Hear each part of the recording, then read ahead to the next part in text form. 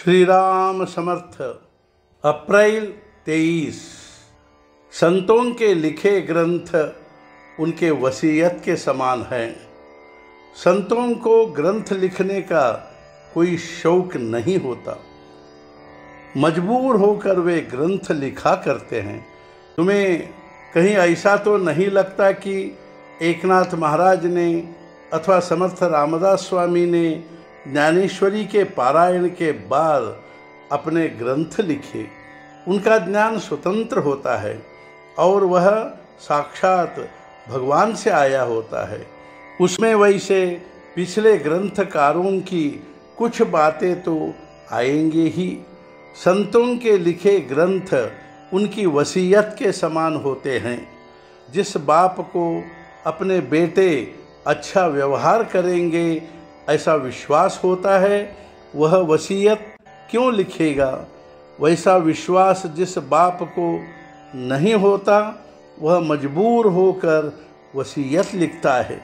उसी प्रकार संतों ने शौक से या अपनी विद्वत्ता दिखाने के लिए ग्रंथ नहीं लिखे, बल्कि हमारे जैसे मूढ़ जीवों का कल्याण हो इसकी व्याकुलता थी, इसलिए लिखे। पोथियों, पुराणों, सत्पुरुषों के ग्रंथों का हमारे जीवन से निकट संबंध होता है।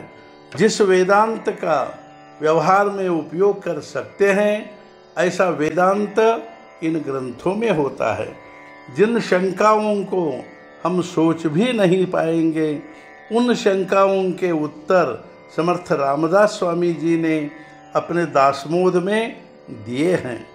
परमार्थ न सुनने वाला दोषी होता है, पर जो सुनता नहीं उसे परमार्थ सुनाने वाला अधिक दोषी है।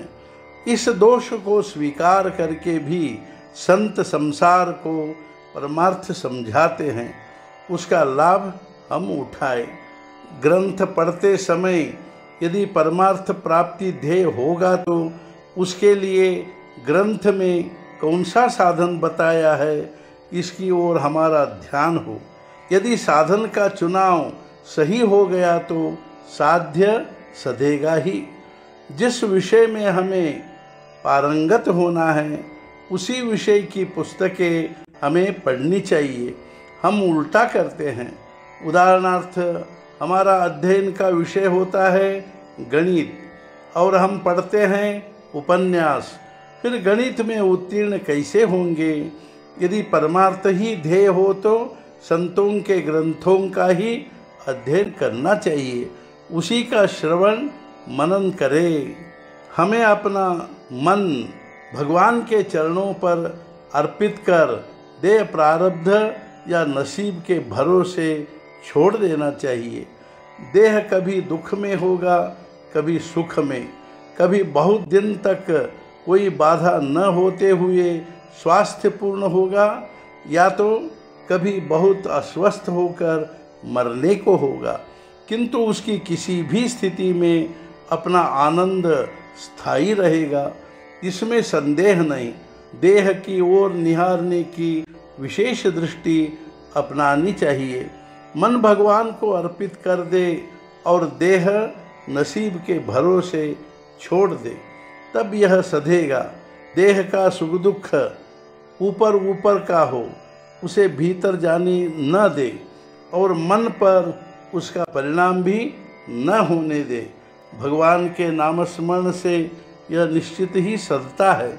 अतः अंत में यही कहा जा सकता है कि नामस्मरण के सिवाय कोई चारा नहीं है। आज का मुख्य विचार, संतों के ग्रंथों का अर्थ कृति से ही समझता है। सद्गुरुनाथ महाराज की जय। जय जय रघुवीर समर्थ।